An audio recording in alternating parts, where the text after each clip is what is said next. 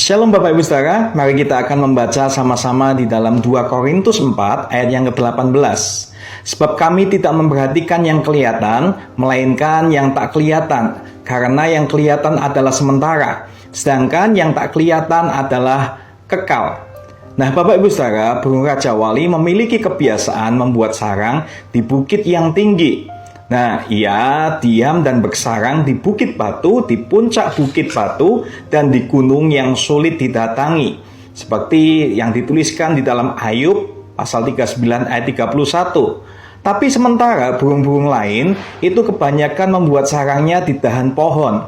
Di atas ketinggian, induk Raja Wali melatih dan mendewasakan anak-anaknya. Pada saatnya, si induk pasti akan mengobrak-ngabrik sarangnya sehingga memaksa anak-anaknya untuk keluar dari sarang, mengepak-ngepakkan sayapnya dan belajar terbang. Pada saat anak Raja Wali belajar terbang, sang induk memperhatikan dan mengamat-ngamatinya dari kejauhan. Sebelum anak Raja Wali itu jatuh ke batu-batu yang terjal, sang induk pun dengan sigap memberi pertolongan dan menopangnya. Kita mungkin bisa lihat juga di dalam Ulangan pasal 32 ayat 11 sampai yang ke-12.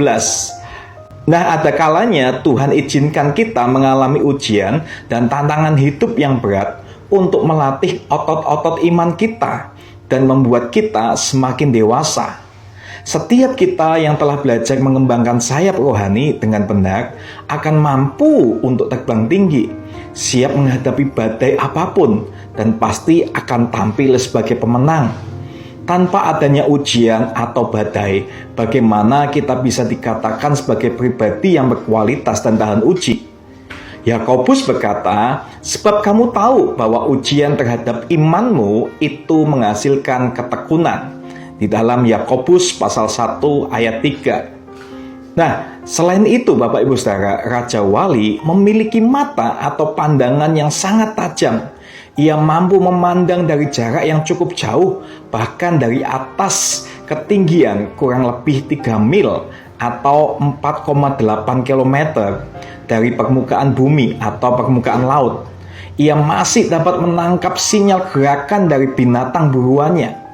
Untuk memastikannya, ia akan terbang merendah, lalu dengan kecepatan yang luar biasa, ia akan segera menyambar mangsanya.